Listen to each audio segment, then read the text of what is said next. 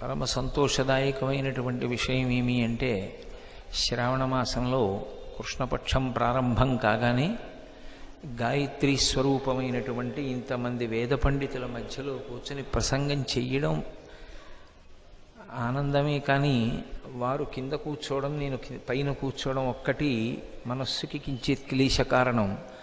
దానికి నేను వారిని మొట్టమొదటే మన్నించవలసిందిగా ప్రార్థన చేస్తూ వారి క్షమార్పణతో నేను ఈ సభలో ఉపన్యాసాన్ని ప్రారంభం చేస్తున్నాను. ఎందుకంటే మీరు తగిన ఆసనంలో కూర్చోండి అని చెప్పడానికి నాకు ఎదురుగుండా ఆసనాలు కనపడనప్పుడు నేను అంతకన్నా చెయ్యగలిగినది వేరొకటి లేదు కనుక. ఇవాళ ఇక్కడ వేదశాస్త్ర పరిషత్తు జరిగింది. వేదము సనాతన ధర్మానికి మూలమైనటువంటిది. మనకి ప్రమాణము అని ఒక మాట, ప్రమాణము అనేటటువంటి మాట ఎవరికి అన్వయం అవుతుంది అంటే 4 రకాలుగా జన్మించేటటువంటి ప్రాణులలో మనుష్య ప్రాణికి అన్వయమవుతుంది. జరాయుజములు, అండజములు, స్వేదజములు, ఉద్భుజములు అని ప్రాణులు 4గా పుడతాయి. జరాయుజములు అంటే మావి చేత పుడతాయి, అండజములు అంటే గుడ్డులోంచి బయటికి వస్తాయి, స్వేదజములు అంటే చెమటలోంచి పేలు మొదలైనవి పుడతాయి, ఉద్భుజములు అంటే భూమిని చీల్చుకొని పైకొస్తాయి. ఇందులో వేదం యొక్క గొప్పతనం ఎక్కడుంది అంటే కేవలం మనుష్య ప్రాణి యొక్క సంక్షేమాన్ని ఒక్కదాన్నే వేదం కోరదు. వేదం సమస్త భూతముల యొక్క సంతోషాన్ని, అన్నిటి యొక్క క్షేమాన్ని కోరుతుంది. అందుకే శం ద్విపదే శం చతుష్పదే అంటుంది. 2 పాదములు కలిగినటువంటి వారు సంతోషంగా ఉండాలి, 4 పాదములు కలిగినటువంటివి సంతోషంగా ఉండాలి. శాంతి మంత్రమని అంతరిక్ష శాంతి, గౌశాంతి, భూశాంతి అంటూ సమస్త భూతములు శాంతిగా ఉండాలని, అసలు శాంతి అనేటటువంటి మాటలోకే అన్నీ పర్యవసించాలని కోరుకునేటటువంటి స్వరూపము కలిగినటువంటి అభిప్రాయముల యొక్క ప్రమాణము వేదముగా కలిగినటువంటిది. కాబట్టి దీనికి సనాతన ధర్మము అని పేరు వచ్చింది. ప్రమాణము అన్న మాటకు అర్థం ఏమిటంటే దేన్ని మీరు ఆదర్శంగా తీసుకుని ఏ మాటని మీరు సత్యంగా పరిగణించి మీ జీవితాన్ని అభ్యున్నతి పథంలో నడిపించుకోవచ్చు. ఎందుచేత అంటే పరమేశ్వరుడు మనిషికి బుద్ధినిచ్చాడు తప్ప ఆ బుద్ధిని నువ్వు ఇలా వినియోగించుకో అని, అలా వినియోగించుకోకపోతే ఉత్తర క్షణంలో నీకు శిక్ష వేస్తానని ఈశ్వరుడు ఎక్కడా కూడా సంకల్పం చెయ్యలేదు. ఈశ్వరుడు అలా సంకల్పం చేసి ఉంటే అసలు భగవంతుడు పెట్టిన అన్నం తిని భగవంతుడిని నింద చేసేటటువంటి వాడు ముందు పడిపోవాలి. కానీ బుద్ధిని ఒక్క మనుష్య ప్రాణికి ఇచ్చినటువంటి పరమేశ్వరుడు ఆ బుద్ధితో భగవంతుణ్ణి చేరుకోవడానికి కావలసినటువంటి అద్భుతమైన ప్రమాణవాక్కులను వేదం ద్వారా ఇచ్చాడు. ఎందుచేత అంటే మనుష్య ప్రాణికి ఉండేటటువంటి యోగ్యత, మనుష్య ప్రాణి పొందేటటువంటి అభ్యున్నతి ఇక ఏ ఇతర ప్రాణి పొందలేదు లోకంలో. శృంగగిరి పీఠాధిపత్యం వహించినటువంటి ప్రాతస్మరణీయులు చంద్రశేఖర భారతీ మహాస్వామి మాట్లాడుతూ నరజన్మ యొక్క ప్రాశస్త్యం గురించి ఒక మాట చెప్తూ ఉండేవారు. దేవతలుగా ఉన్నటువంటి వారు ఎంతకాలం స్వర్గలోకంలో ఉంటారు అంటే క్షీణే పుణ్యే మర్త్యలోకం విశంతి. వాళ్ళు చేసుకున్నటువంటి పుణ్యం అయిపోగానే వాళ్ళు దేవతల యొక్క పదవులలోంచి భూమి మీదకి పడిపోతారు. ఇక తిర్యక్కులుంటాయి, భూమికి అడ్డంగా విన్నుపా ఉండేటటువంటి ప్రాణులు. వాటికి కర్మాధికారం లేదు, వాటికి బుద్ధి అన్న మాట అన్వయం కాదు, వాటికి శాస్త్రంతో సంబంధం లేదు. నేను ఒక దేవాలయంలోకి వెడతానని కానీ, ఒక వేద సభలో పాల్గొంటానని కానీ, వేదం వింటానని కానీ, వేదం చదువుకున్న వాళ్ళకి నమస్కరిస్తానని కానీ భూమికి అడ్డంగా విన్నుపా ఉండేటటువంటి ప్రాణి సంకల్పము చెయ్యదు. సంకల్పం చెయ్యడానికి కావలసినటువంటి బుద్ధి దాని యందు ఉండదు. ఇక ప్రమాణవాక్కు కావలసినది ఎవరికి? కాబట్టి ఇక తిరియక్కుకి కర్మాధికారం లేదు కాబట్టి అది అభ్యున్నతిని పొందడం అనేటటువంటి మాటని వెంటనే చెప్పడం కష్టం. ఇక ఈ మర్త్యలోకంలో, మర్త్యలోకము అంటే మృత్యువుని పొందేటటువంటి లక్షణం ఉన్నటువంటి మనుష్యుడు ఎవరున్నాడో ఆ మనుష్యునికి మాత్రం ఒక విశేషాధికారాన్ని పరమేశ్వరుడు కట్టపెట్టాడు. ఆ మనుష్యుడు ఇక్కడే శాస్త్రవిహితమైనటువంటి కర్మాచరణము చేసి అటువంటి కర్మాచరణము చేత ప్రీతి పొందినటువంటి పరమేశ్వరుని యొక్క నిర్హేతుక కృపాకటాక్ష వీక్షణముల చేత లభించిన జ్ఞానము వలన తిరిగి పుట్టవలసినటువంటి అవసరం లేని పునరావృత్తి రహిత శాశ్వత శివ సాయుధ్య స్థితిని పొందగలడు. లేదా తాను కేవలము భోగములను కోరుకుని పాపకర్మలను చేసినటువంటి కారణం చేత మళ్ళీ తిరియక్కుగాను వెళ్ళిపోగలడు.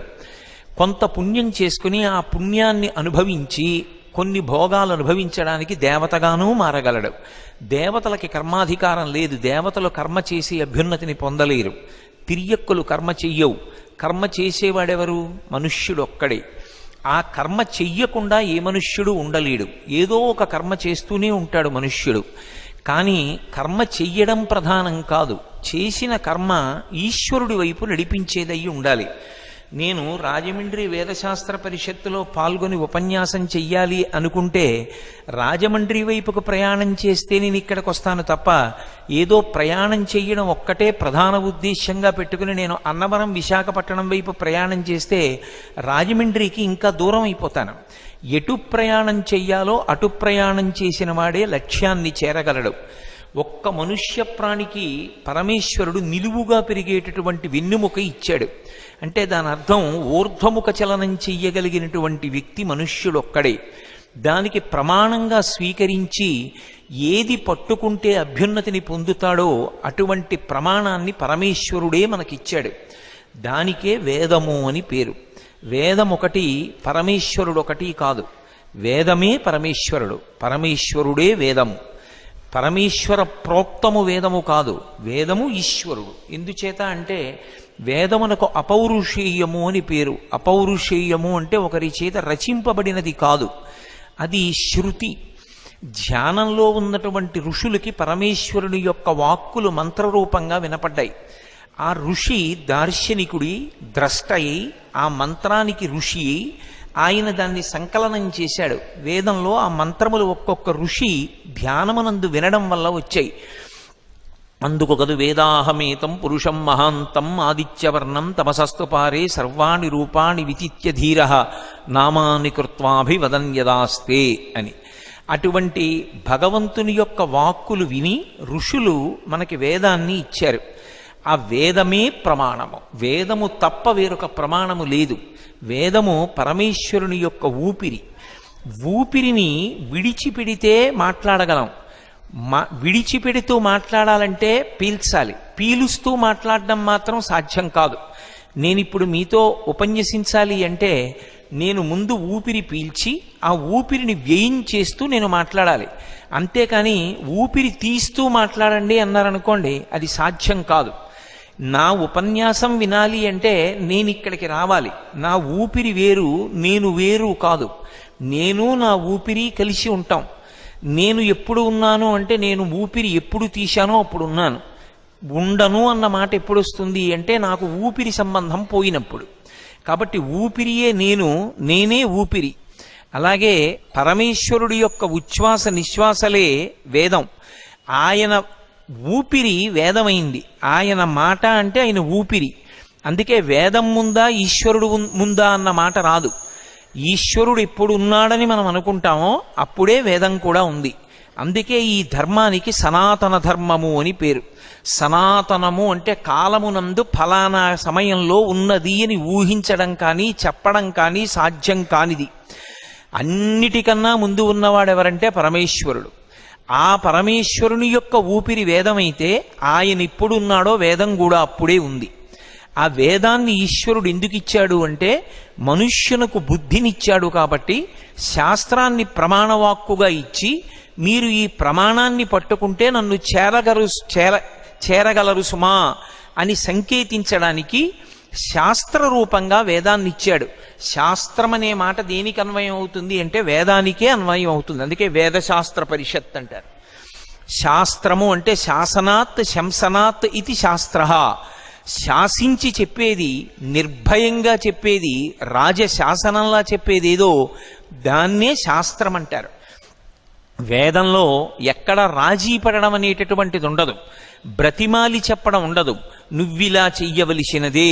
అందుకే వేదంలో ఉండేటటువంటి ఆచారకాండకు కానీ వేదం చెప్పినటువంటి విధి విధానాలకి కానీ మినహాయింపులు కానీ అది కాదని ఇంకొక కొత్త విషయాన్ని ప్రతిపాదన చెయ్యడం కానీ ఎప్పటికీ సంభవం కాదు. ఆ వేదము ప్రమాణం.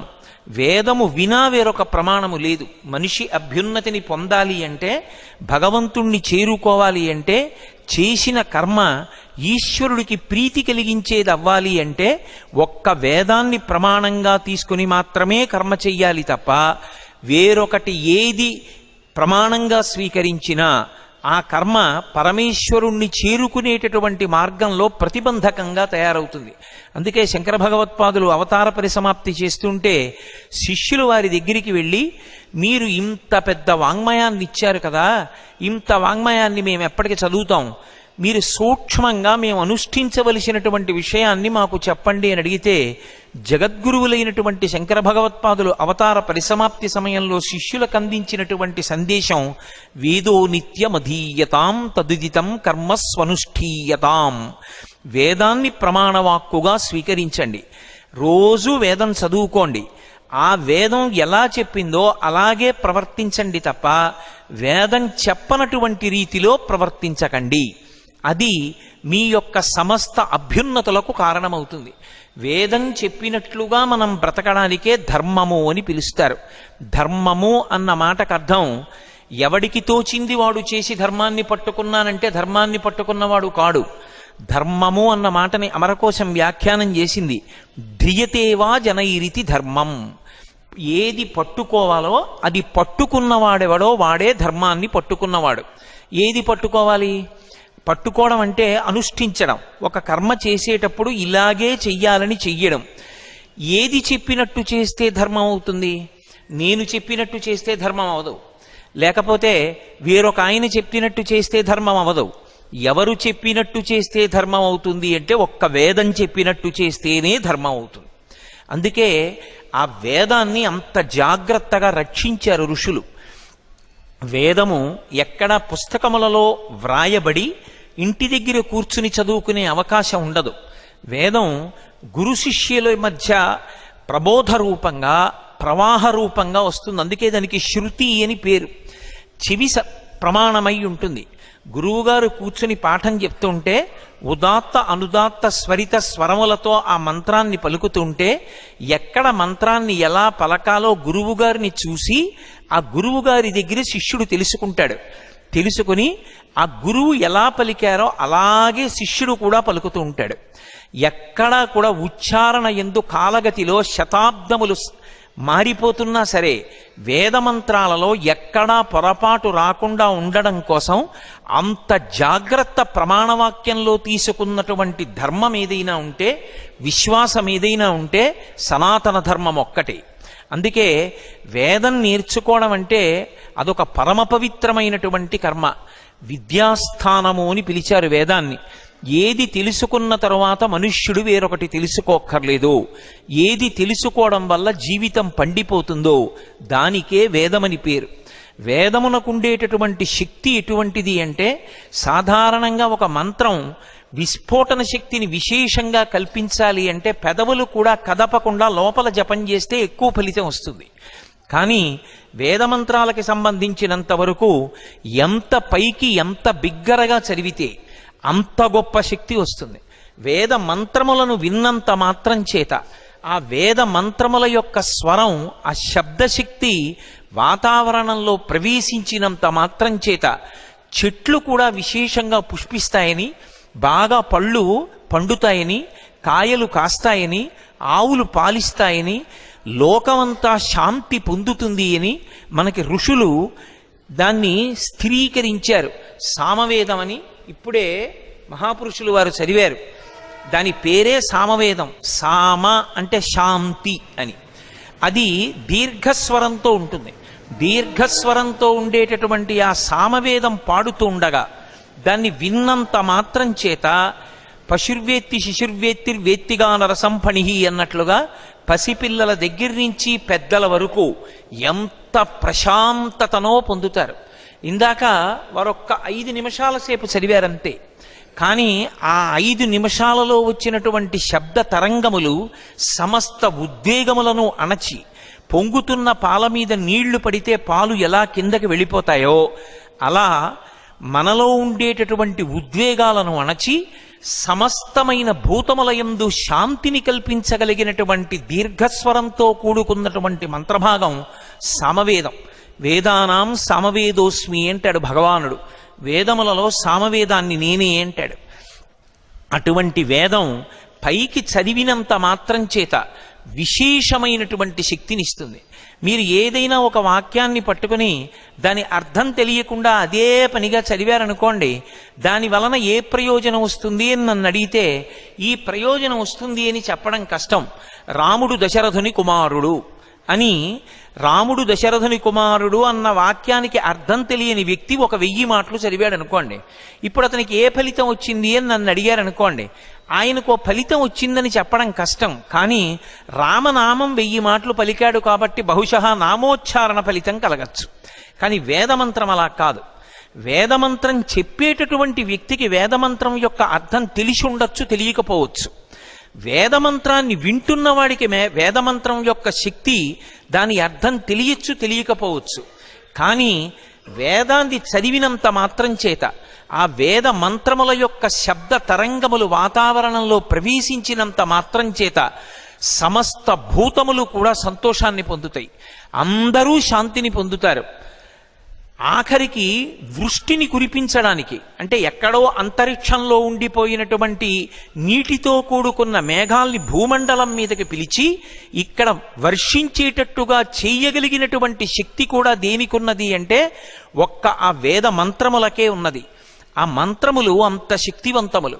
అందుకే ఆ వేదంలో ఉండేటటువంటి మంత్రాలకి ఎక్కడా కూడా భవిష్యత్ కాలమునందు తేడా రాకూడదని దాన్ని రకరకాల పాఠాలుగా మార్చారు. శిఖాపాఠమని, క్రమపాఠమని, ఘనపాఠమని పాఠం కింద ఉంటుంది. ఉన్నప్పుడు అదే మాటని ముందుకి వెనక్కి తిప్పి చెప్తూ ఉంటారు. ఎందుకలా ఆ పాఠం చెప్పడం అంటే వేద మంత్రంలో ఒక్క అక్షరం కూడా పొరపాటున కొత్తది వచ్చి చేరడం కానీ, ఉన్న అక్షరం వెళ్ళిపోవడం కానీ జరగకుండా ఉండడం కోసం వేదాన్ని రక్షించడానికి అంత జాగ్రత్త తీసుకున్నారు. అందుకే మహాత్ములైనటువంటి వారి జీవితంలో ప్రప్రథమమైనటువంటి కర్తవ్యంగా వాళ్ళు స్వీకరించినది ఏది అంటే వేదాల్ని కాపాడడమే. ఒకప్పుడు నడిచే దేవుడిని పేర్గాంచినటువంటి మహాపురుషులు, అపర శివావతారమైనటువంటి వ్యక్తి, నడిచే శంకర భగవత్పాదులై ఈ భారతదేశాన్నంతటినీ 4 చెరగుల సన్యాస ధర్మాన్ని అనుసరించి పాదచారి అయి పర్యటించినటువంటి మహాపురుషులు, ప్రాతస్మరణీయులు, కంచికామకోటి పీఠాధిపత్యం వహించినటువంటి జగద్గురువులు శ్రీ శ్రీ శ్రీ చంద్రశేఖరేంద్ర సరస్వతి మహాస్వామి వారు ఈ రాజమహేంద్రవనానికి వచ్చి ఇక్కడ చాతుర్మాస్య దీక్ష చేసినటువంటి సందర్భంలో ఇక్కడ ఉన్న సంపన్న బ్రాహ్మణ కుటుంబాల్ని పిలిచి మీరు వేద పరిరక్షణ చెయ్యవలసి ఉంటుందని ఆ కుటుంబాలకి ఉత్సాహాన్ని కల్పించి ఇక్కడ ఉన్నటువంటి ఈ వేదశాస్త్ర పరిషత్తు ఏర్పడడానికి కారకులయ్యారు. ఆయన ఆశీర్వచనంతో ప్రారంభమైనటువంటి ఈ వేదశాస్త్ర పరిషత్ ఇవాళ నేను సరిగ్గా చెప్పగలిగితే 74వ వసంతంలోకి ప్రవేశించింది అంటే కామకోటి పీఠాధిపత్యం వహించినటువంటి మహాస్వామి వారికి వేద పరిరక్షణ మీద, వేదం నిలబడాలని వారికి ఉన్నటువంటి తాపత్రయం మీద ఎంత అధ్యవసాయం ఉందో, వారి ఆశీర్వచన బలం ఎంత గొప్పదో మనకు అర్థమవుతుంది. కాబట్టి ఆ వేద మంత్రాలు వింటే చాలు. అందుకే మహాస్వామి ఎప్పుడూ ఒక మాట చెప్పేవారు, మీకు వేదం వచ్చా రాదా పక్కన పెట్టండి, మీకు వేదమంత్రం చదివినప్పుడు అర్థం అవుతుందా అవదా పక్కన పెట్టండి, వేదం చదువుకున్నవారు కనపడినప్పుడు కనీసం 2 చేతులెత్తి నమస్కరించడం నేర్చుకోండి. వేదం చదువుకున్న వాళ్ళకి నమస్కరిస్తే, వేదం చదువుకున్న వాళ్ళని గౌరవిస్తే అంతకన్నా మనం చెయ్యడానికి ప్రత్యేకమైన కర్తవ్యం ఉండదు. అంత గొప్పది వేదం. అటువంటి వేదమే ప్రమాణవాక్కు. ఆ శృతిలో చెప్పబడినటువంటి విషయాన్ని, వేదాంతర్గతమైన విషయాన్ని మనం తెలుసుకోగలమో తెలుసుకోలేమో, మనం చదువుకుంటామో చదువుకోలేమో అని ఆ వేదంలో ఉన్నటువంటి విషయాన్ని వేరొక ప్రమాణంగా మనకి అందించినటువంటి మహాపురుషులు ఋషులు.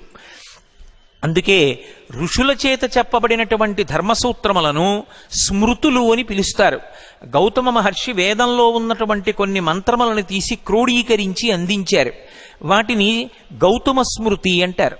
అలాగే యాజ్ఞవల్క మహర్షి అందించారు, దాన్ని యాజ్ఞవల్క్య స్మృతి అంటారు. అలా అత్రి మహర్షి అందించారు, ఆయన పేరు మీద స్మృతి.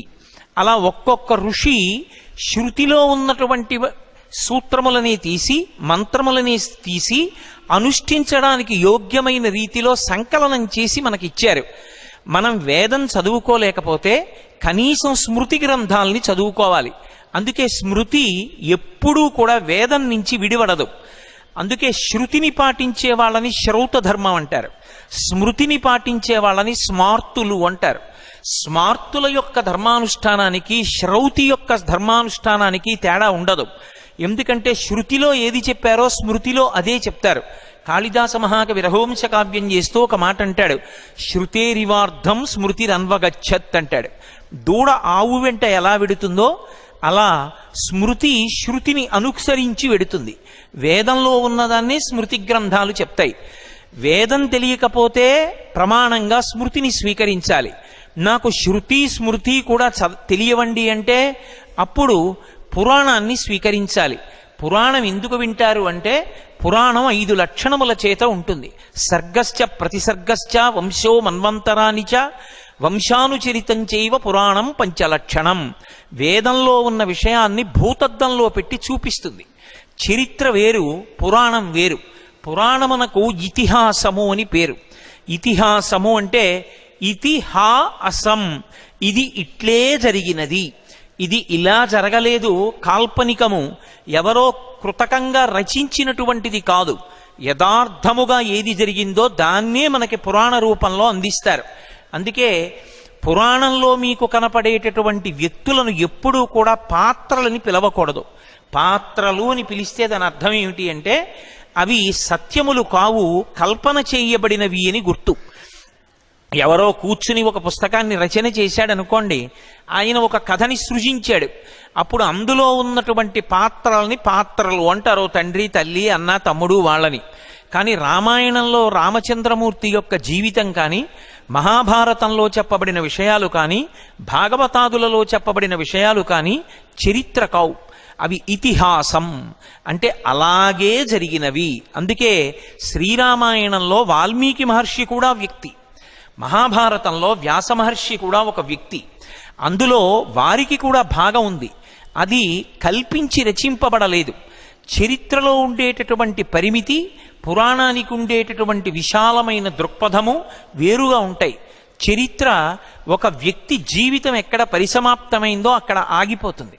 శ్రీకృష్ణదేవరాయల వారు ఎప్పుడు పుట్టారు, ఎలా పెరిగారు, ఎవరి దగ్గర చదువుకున్నారు, రాజ్యాన్ని ఎలా పరిపాలించాడు, ఎవరిని వివాహం చేసుకున్నాడు, ఎందుకు చనిపోయాడు, ఎప్పుడు చనిపోయాడు, ఇది చెప్తే చరిత్ర.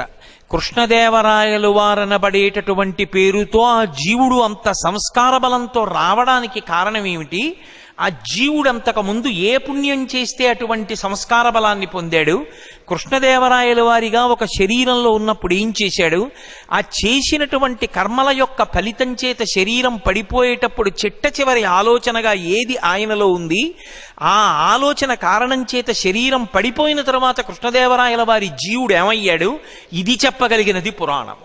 అందుకే పురాణం ఒక జీవుడు ఏమయ్యాడో చెప్తుంది. చెప్పినప్పుడు వేదాన్ని ప్రమాణం చేసుకుని చెప్తుంది. వేదాన్ని ప్రమాణం చేసుకుని పురాణం మాట్లాడితే పురాణాన్ని విన్నా, పురాణాన్ని చదివినా, వేదాన్ని భూతద్దంలో పెట్టి చూపించింది కనుక మనం పట్టుకోకూడనివి పట్టుకుంటే ఇలా పాడైపోతాం, ఏది పట్టుకోవాలో అది పట్టుకుంటే మనం బాగుపడతామని మనకి ఆ పురాణ శ్రవణము వలన బుద్ధి అధ్యవసాయమును పొంది జీవించవలసినటువంటి రీతిలో జీవించి మనుష్య శరీరాన్ని సార్థక్యం చేసుకునేటటువంటి అవకాశం కలుగుతుంది. అందుకే శృతి, స్మృతి, పురాణము ఈ 3 ప్రమాణవాక్కులు. ఈ 3 కూడా తెలియకపోతే, ఈ 3 కూడా లేకపోతే ఈ లేకపోవడం అన్నది ఉండదు. సీతమ్మ తల్లి సుందరకాండలో అడుగుతుంది రావణాసురుణ్ణి, అసలు ఇహసంతో నవాసంతి సతోవా నానువర్తసే తథాహి విపరీతాదే బుద్ధిరాచారవర్జిత అని అడిగింది. ఇక్కడ చెప్పేవాడు లేడా, చెప్పినా వినవా, ఎక్కడుంది దోషం అని అడిగింది ఆవిడ. చెప్పేవాళ్ళు లేకపోవడం అన్నది ఉండదు లోకంలో. చెప్పేవాణ్ణి పరమేశ్వరుడు ఎప్పుడూ ఉంచుతాడు, కాలమునందు వస్తూ ఉంటారు. కానీ చెప్పినటువంటి వాడు చెబుతున్నా ఆ చెప్పిన విషయము సత్యమని పూనికను పొంది మనం దాన్ని అనుష్ఠించాలనేటటువంటి అధ్యవసాయము బుద్ధి యందు ఏర్పడనంత కాలము అది రాతి మీద ఉన్న విత్తనం మీద వర్షపు చినుకు పడితే ఎలా ఉంటుందో, ఆ అవతల వ్యక్తి చాలా విషయం తెలుసున్నటువంటి వాడు, భగవద్భక్తి కలిగినటువంటి వాడు, ఆస్తిక్య బుద్ధి కలిగినటువంటి వాడు మాట్లాడినా అవతలవాడు పొందేటటువంటి ప్రయోజనం అంతే ఉంటుంది. రామకృష్ణ పరమహంస అంటుండేవారు, ఒక మేకు దిగాలి అంటే గోడకి ఒక గుల్లబారుతనం ఉండాలి, ఉంటేనే ఆ మేకు దిగుతుంది, లేకపోతే ఆ మేకు దిగదు. అలాగే అసలు మొట్టమొదట ఆ శాస్త్రమును ప్రమాణంగా స్వీకరించి వినాలనేటటువంటి స్థిరమైన బుద్ధి ఉండాలి. ఆ బుద్ధి లేనంత కాలం మహాత్ములు కాదు, పెద్దలు కాదు, ఎంతమంది ఎన్ని చెప్పినా దాని వలన విన్నటువంటి వాడికి ఏం ప్రయోజనం కలుగుతుంది అంటే చెప్పడం చాలా చాలా కష్టం. ఎందుచేత అంటే మీరు ఒకటి ఆలోచించండి, శోభానాయుడు గారు వచ్చి ఈ వేదిక మీద నృత్యం చేశారనుకోండి, నృత్యం అంతా చూసి మీరు ఇంటికి వెళ్ళిపోయి అబ్బా ఎంత బాగా నాట్యం చేసిందే మహాతల్లి అని భార్యతో చెప్తే సరిపోతుంది. ఎంత బాగా చేశారండి, ఏం చేశారండి అంటే మనం చేసి చూపించలేము, చేసి చూపించక్కర్లేదు కూడా, చాలా బాగా చేశారంటే చాలు. కానీ మన జీవితానికి అభ్యున్నతిని కల్పించేటటువంటి ప్రమాణవాక్కులకు సంబంధించిన వ్యాఖ్యానములతో కూడిన ప్రసంగములు విన్నప్పుడు మీరు చాలా బాగా చెప్పారని కితాబులు ఇవ్వడానికి ఆ ప్రసంగాలు కావు. అవి దేనికి పనికొస్తాయంటే వాటిని ప్రమాణంగా తీసుకుని మన జీవితంలో అనుష్ఠాన పర్యంతంలోకి తెచ్చుకోవడానికి వాడుకోవాలి తప్ప బాగా చెప్పారన్న కితాబు అవతల వారికి ఇవ్వడం కోసం అవి ఉపయోగపడేవి కావు. అందుకే అవి చెప్పేటప్పుడు వాగ్ధార ఎంత గొప్పగా ఉంటుందన్న దానితో సంబంధం లేదు. ఎంత ఆగి ఆగి చెప్పినా గంభీరంగా ఉన్న విషయాన్ని, సత్యాన్ని ప్రమాణంగా తీసుకుని చెప్పగలిగినటువంటి వ్యక్తి అయి ఉన్నప్పుడు అటువంటి వ్యక్తిగా మాట్లాడడమే చాలు. అది మనకి శిరసా అవధరించవలసినటువంటి విషయం అవుతుంది. అందుకే శృతి, స్మృతి, పురాణము ఈ మూడు కూడా మనకి అందుబాటులో లేకపోతే అప్పుడు శిష్టాచారం. శిష్టాచారం అంటే సమాజంలో పెద్దలైనటువంటి వారు ఎవరుంటారో, ఎవరు శాస్త్రాన్ని ప్రమాణంగా తీసుకుని ఆచరిస్తారో అటువంటి వారిని చూసి వారు ఎలా ప్రవర్తిస్తున్నారో మనం కూడా అలాగే ప్రవర్తించాలి. అప్పుడు శిష్టాచారము ప్రమాణవాక్కు. పరమ అధమపక్షమైనటువంటి ప్రమాణం ఏది అంటే 5వది పరమ అధమపక్షం. అంటే ఇక చెప్పడానికి అవకాశం లేకపోతే చిట్ట చివరి ప్రమాణవాక్కుగా 5వది చెప్తారు. ఏది అంటే అంతరాత్మ ప్రబోధం. అంతరాత్మ ప్రబోధము అన్న మాటకు అర్థం ఏంటంటే మనలో అంతరాత్మ ఉంటుంది, అది ఎప్పుడూ మంచిని చెప్తుంది తప్ప అది చెడు చెప్పదు. ఇక్కడ నాకు బంగారం గొలుసు కనపడింది అనుకోండి, ఆ గొలుసు తీసుకో అందాం అనిపించింది అనుకోండి, ఆ గొలుసు తీసుకోదు. తప్పు నీకెందుకు, ఆ గొలుసు నీకు సంబంధించినది కాదు. అది తీసుకుని ఎంత పాపం మూట కట్టుకుంటావు, తీయకు, దాన్ని తీసి నీ జేబులో వేసుకోకంటుంది. అంతరాత్మ ప్రబోధాన్ని ఇక 4 ప్రమాణములు సమాజంలో దొరకకపోతే, లుప్తమైపోతే 5వ దాన్ని ప్రమాణంగా స్వీకరించమని వేదం. కానీ ఇవాళ కలియుగ ప్రభావం ఎలా వచ్చిందంటే వేదాన్ని ప్రమాణంగా కానీ, స్మృతిని ప్రమాణంగా కానీ, పురాణాన్ని ప్రమాణంగా కానీ, శిష్టాచారాన్ని ప్రమాణంగా కానీ చెప్పడం మానేసి అంతరాత్మ ప్రబోధాన్ని ప్రమాణంగా స్వీకరించి పదవీ స్వీకార ప్రమాణాలు కూడా అవుతున్నాయి. అంటే ఎంత అధమ స్థాయిలోకి మనం యుగధర్మంలో జారిపోయామో మనకు అర్థమవుతుంది. ఏది మనకి ప్రమాణము అంటే వేదము ప్రమాణం. వేదాన్ని ప్రమాణంగా తీసుకుని మాత్రమే మనం జీవించవలసి ఉంటుంది. ఇక్కడ మీరు ఒక్క విషయాన్ని కొంచెం జాగ్రత్తగా గమనించవలసి ఉంటుంది. ఈ వేదాన్నంతటినీ కూడా నిజానికి ఏ ఒక్కరూ చదవడం సాధ్యం కాదు. ఎందుచేతనే అంటే అనంతో వై వేదాహ, వేదములు పెద్ద రాశి కింద పడిపోయి శ్రీరామాయణంలో భరద్వాజ మహర్షి 100 సంవత్సరముల ఆయుర్దాయం ఇవ్వమని బ్రహ్మగారిని అనేక పర్యాయములు అడిగినప్పటికీ ఆయన ఎంత వేదం చదివినా ఇంకొక 100 ఏళ్ళు ఇమ్మన్నాడు. బ్రహ్మగారు అన్నారు, నీకు ఇన్ని 100 ఆయుర్దాయం ఇచ్చాను, నువ్వు చదివినదెంతో చూపిస్తున్నాను చూడమన్నాడు. ఒక ఇసుక రేణువు.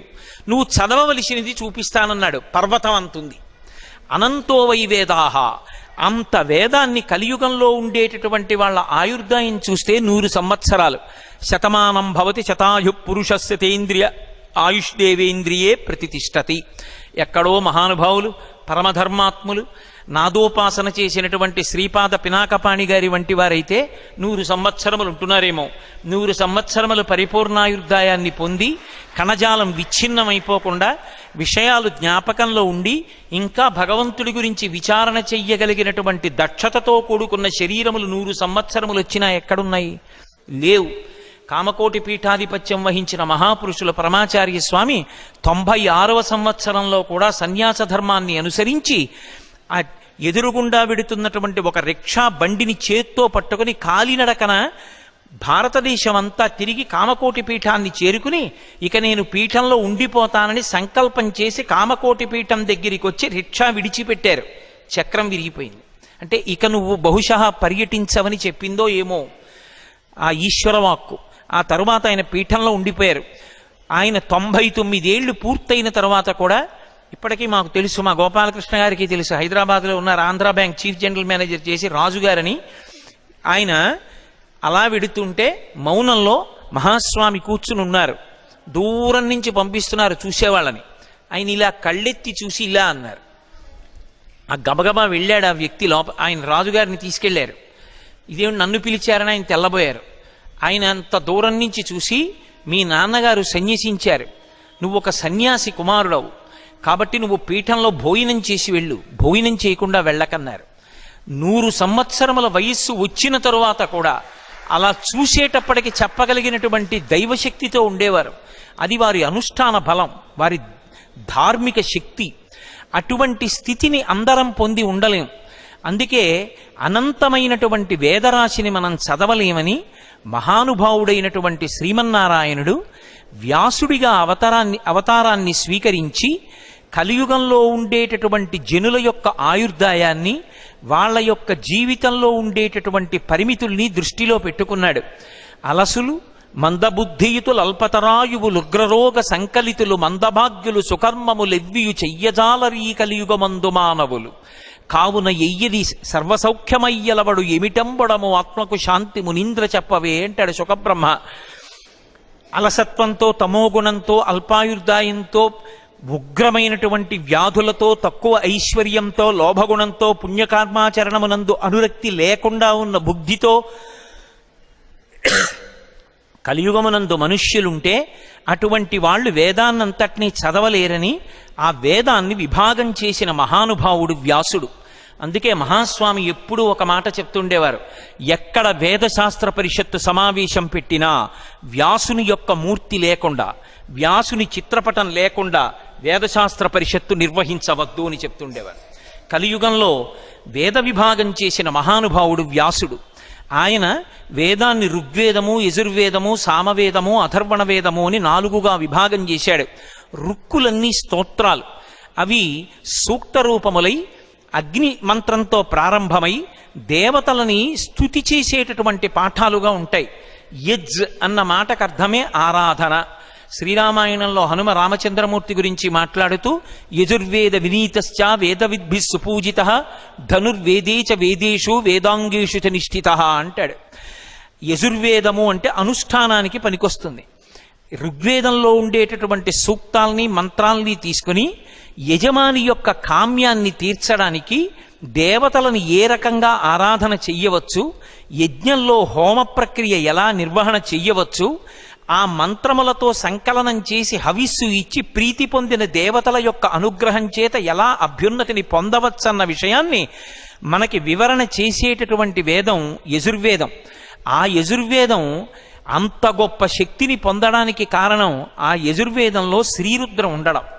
ఆ శ్రీరుద్రం అందరికీ శాంతిని కల్పించడానికి, లోకం చల్లబడడానికి అది కారణమై ఉన్నది. ఇప్పటికీ ఆ శ్రీరుద్రాన్నే జపం చేస్తారు, శ్రీరుద్రంతోటే హోమం చేస్తారు, శ్రీరుద్రంతోటే పూజ చేస్తారు, శ్రీరుద్రంతోటే అభిషేకం చేస్తారు. ఆ శ్రీరుద్ర మంత్ర భాగం ఉన్నటువంటిది యజుర్వేదం. 3వది సామవేదం. సామవేదం వేద భాగాలన్నిటిలోకి కూడా అద్భుతమైనటువంటి వేదంగా చెప్పబడింది. ఉద్గాత నియమము అని దేవీ భాగవతంలో సామవేదం గురించి చెప్తూ ఒక ప్రత్యేకమైనటువంటి ఉపాఖ్యానం. అన్నిటికన్నా దమ్ము పట్టి దీర్ఘస్వరంతో మంత్రం చెప్పడం చాలా కష్టమైనటువంటిది సామవేదమే.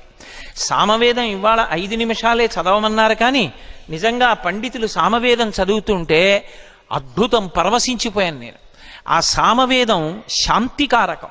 ఆ సామవేదం మనుష్యుని యొక్క మనసుని చల్లబరుస్తుంది. అందుకే సామవేదం చదివే వాళ్ళు ఎప్పుడైనా స్వరభంగం అయితే దోషం పట్టకూడదు. దోషం పట్టిన కారణం చేత ఉద్గాత గోభిలుడు శపించాడు ఆ యజమానిని. మూర్ఖుడైనటువంటి కొడుకు పుట్టాడు. అంటే సామవేదం ఎంత కష్టమో, సామవేదం నేర్చుకోవడం అంటే ఎంత దిట్ట అయినటువంటి వ్యక్తి అయి ఉండాలో, సామవేదం చదివేటటువంటి వ్యక్తి కనపడితే 2 చేతులెత్తి మనం ఎందుకు నమస్కారం చెయ్యాలో మనకు అర్థమవుతుంది. 4వది అధర్వణ వేదం. అధర్వవేదము అంటారు. అధర్వణుడన్న ఋషి యొక్క ఆధారంగా వచ్చింది.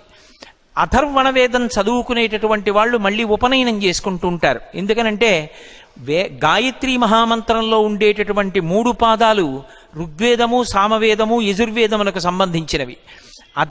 అధర్వ వేదానికి గాయత్రి వేరు. అందుకే వేరు ఉపనయనం చేసుకుంటే తప్ప అధర్వణ వేదాన్ని చదవరు. అంత 4గా వేదాన్ని విభాగం చేసి జైమిని, పైలుడు, సుమంతుడు, వైశంపాయనుడు అనబడేటటువంటి 4 మహర్షుల్ని పిలిచి తన శిష్యులకి 4 వేదాల్ని అప్పచెప్పి ఆ వేదములు స్వరబద్ధంగా శిష్యులకు ప్రబోధం చేయబడుతూ లోకంలో వ్యాప్తి చెందేటట్టుగా అనుగ్రహించినటువంటి మహానుభావుడు వ్యాసుడు. వేద విభాగం చేశాడు కాబట్టి ఆయనకి వేదవ్యాసుడు అని పేరొచ్చింది. ఆ వేదం ఒక్కదాన్ని మనం అందుకోలేమేమోనని మళ్ళీ 18 పురాణములను ఇచ్చి పంచమ వేదమైనటువంటి భారతాన్ని కూడా ఇచ్చినటువంటి వాడు వ్యాస భగవానుడు. అటువంటి వ్యాసుడికి నమస్కరించి వేదశాస్త్ర పరిషత్తుని ప్రారంభం చేసి ఆయన మూర్తిని పెట్టుకుని నమస్కరిస్తారు. ఆ వ్యాసుడికి నమస్కరించడానికే ఏడాదికొకసారి తప్పకుండా ఆషాఢ మాసంలో వచ్చేటటువంటి పౌర్ణమిని గురు పౌర్ణమి అన్న పేరుతో వ్యాస పౌర్ణమి అని వ్యాస భగవానుడి రూపంలో గురువులకి నమస్కరించడం సంప్రదాయంగా వస్తున్నటువంటి ఆ తిథి. అంటే వ్యాసుడు అంత సమున్నతమైన స్థానంలో కూర్చుని ఉంటాడు. వ్యాసోచ్ఛిష్టం జగత్సర్వం. ఈ లోకంలో ఉన్న వాంగ్మయం అంతా కూడా వ్యాసుని యొక్క ఉచ్ఛిష్టం. వ్యాసుడు లేనినాడు అసలు ఇంత వాంగ్మయం లేదు. సరే, ఈ ప్రసంగాన్ని ప్రారంభం చేసే ముందు నా ప్రక్కన కూర్చున్నటువంటి ఆధ్యక్షం వహించినటువంటి పెద్దలు ధర్మం గురించి 2 మాటలు ప్రస్తావించారు. ధర్మము అనేటటువంటి దాన్ని తెలుసుకోవడానికి ప్రమాణము వేదం ఒక్కటే అని నేను మీతో మనవి చేశాను. ఆ వేదం చదువుకోకపోతే స్మృతి, పురాణము, శిష్టాచారము, అంతరాత్మ అని. ఇందులో అసలు ధర్మము అనేటటువంటి మాటని జాగ్రత్తగా అర్థం చేసుకోవాలి. ధర్మము అన్న మాట జాగ్రత్తగా అర్థం కానంత కాలము అయోమయావస్థలో కొట్టుమిట్టాడుతుంటాడు. ధర్మము అన్న మాటని అర్థం చేసుకోవడము అంటే భగవంతుడు ఎలా చెప్పాడో అలా జీవించడానికే ధార్మికమైన జీవితము అంటారు. భగవంతుడు చెప్పినట్టు జీవించడం అన్న మాట ఎందుకు వస్తుంది అసలు? ఏమి బుద్ధినిచ్చిన వాడు నీ ఇష్టం వచ్చినట్లు ప్రవర్తించని ఎందుకు అనకూడదు? మీరొక్కటి ఆలోచించండి. నా కొడుక్కి ఫీజు నేనే కడతాను. నా కొడుకుని ఒక కాలేజీలో నేనే చేర్పించాను. వాడికి పుస్తకాలు నేనే కొనిచ్చాను. కానీ వాడికి 100 రూపాయలు జేబులో పెట్టి, ఒరే నువ్వు కాలేజీ నుంచి వచ్చేటప్పుడు ఎప్పుడైనా ఇబ్బంది ఏర్పడితే, హఠాత్తుగా నీకు ఏ బస్సు దొరకకపోతే ఏం బెంగ పెట్టుకోకు, 100 రూపాయలు ఇచ్చి ఆటోలో వచ్చి, లేదా నువ్వు పట్టుకెళ్ళినటువంటి క్యారేజీలో అన్నం తింటూ ఉండగా గిన్నె నీ చేయి తగిలి కింద పడిపోతే ఆకలితో ఉండకు, ఓ 20 రూపాయలు పెట్టి నీకు కావలసింది ఏదైనా తిను, పండో ఫలమో కొనుక్కుని అని నేను 100 రూపాయలు ఇచ్చాను. 100 రూపాయలు వాడికి ఇచ్చినప్పుడు ఆ 100 రూపాయలు వాడు ఎలా ఖర్చు పెట్టాలో కూడా నేను చెప్పాను. ఒకవేళ నేను చెప్పినట్టు వాడు ఖర్చు పెట్టకపోయి ఉండవచ్చు. కానీ అది వాడు చేసింది మాత్రం ధార్మికమైన పద్ధతిలోనే, అది ఎక్కడ చెడు పని కొరకు కాదు అని నేను అనుకున్నాను అనుకోండి, అప్పుడు నేను వాడిని తప్పు పట్టను. నేను చెప్పిన పనులే కాకుండా వాడు హఠాత్తుగా కాలేజీకి వెళ్ళినప్పుడు మంచి పుస్తకం, ఇది మీరందరూ చదవవలసిన పుస్తకం అని తీసుకొచ్చి అక్కడ పెట్టారు. అందరూ కొనేసుకోవడంలో తెచ్చిన పుస్తకాలు అయిపోతున్నాయి. ఆ పుస్తకం 100 రూపాయలు. మళ్ళీ పుస్తకాలు ఇంకో నెల పోయాక వస్తాయన్నారు. 100 రూపాయలు పెట్టి నా కొడుకు ఆ పుస్తకం కొనేసుకున్నాడు. ఇప్పుడు నా కొడుకు తప్పు చేశాడా ఒప్పు చేశాడా అంటే, ఆ పుస్తకంలో ఏది ఉన్నది అది వాడు ఎందుకు చదవాలనుకుంటున్నాడన్న దాన్ని బట్టి నేను నిర్ణయిస్తాను. నేను చెప్పనిది కొనేశాడని కొట్టేను వాడిని. వాడు కొనుక్కున్న పుస్తకం వాడికి అభ్యున్నతిని కల్పించేదనుకోండి, పరమాచార్య స్వామి వారి అనుగ్రహ భాషణముల సంకలనం అది. నేను పరమ సంతోషించి నా కొడుకుని కౌగిలించుకుంటాను. 100 రూపాయలు ఇచ్చిన నేను నా కొడుకు దాన్ని ఎలా ఖర్చు పెట్టుకోవాలో చెప్పాను.